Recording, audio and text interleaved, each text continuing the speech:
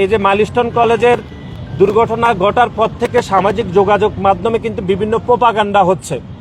বিশেষ করে আমরা গতকালও বলেছি যে জামাতের আমির একটি দায়িত্বশীল জায়গায় থেকে তিনি গণমাধ্যমে বলেছেন যে তিনি তার মতো বলেছেন যে 100-রও বেশি যে কোমলমতি শিক্ষার্থী এখানে হয়তো মারা গিয়েছেন। তিনি তার বক্তব্য বলেছেন। এই যে তিনি যে বলেছেন এই কথা, এতে কিন্তু জনমনে বিভ্রান্তি তৈরি হয়েছে।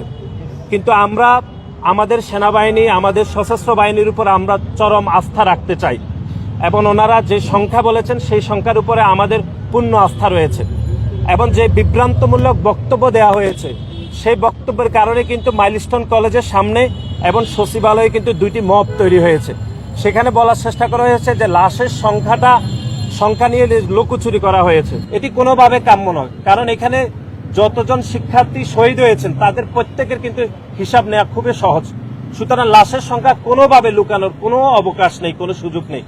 সুতরাং এরকম একটি দায়িত্বশীল পদে থেকে এরকম জনমনে বিভ্রান্ত তৈরি যে হয়েছে, সেজন্য জামাতের আমিরের উচিত ছিল যে দুঃখ প্রকাশ করা। সেটি কিন্তু আমরা দেখিনি, বরং তিনি গণমাধ্যমের সামনে তিনি ভুল তথ্য উপস্থাপন করেছেন।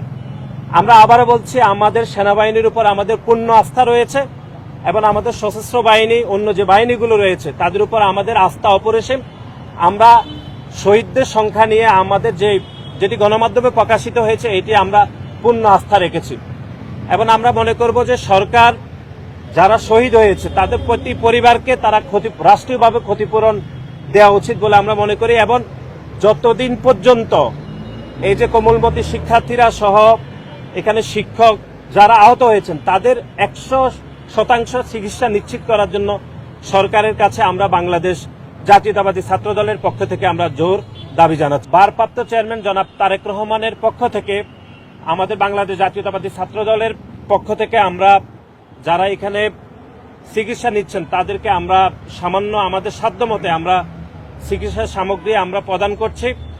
ছাত্র সংগঠন হিসাবে আমাদের যেটুকু ভূমিকা রাখা দরকার গত কয়েকদিনে আমরা সেটুকু রাখার জন্য আমাদের আপ্রাণ প্রচেষ্টা ছিল এবং তারই ধারাবাহিকতায় আমাদের সাধ্যমতে আমরা এখানে চিকিৎসা সামগ্রী প্রদান করছি। আমরা মনে করি যে বাংলাদেশের গণ অভ্যুত্থান পরবর্তী সময়ে যে বাংলাদেশে একটা ইতিবাচক রাজনীতির শুভ সূচনা হয়েছে, তারই ধারাবাহিকতায় বাংলাদেশ জাতীয়তাবাদী ছাত্র দল এই যে মাইলস্টোন কলেজে একটি যে মর্মান্তিক যে দুর্ঘটনা ঘটেছে সেখানে আমরা এই যে কোমলমতি শিক্ষার্থীরা যারা শহীদ হয়েছেন তাদের পরিবারের পাশে থাকছি এবং যারা আহত হয়েছেন তাদের যেন নিবিড় সুচিকিৎসা নিশ্চিত করা যায় সেজন্য আমরা এখানে সমষ্টিগতভাবে কাজ করছি।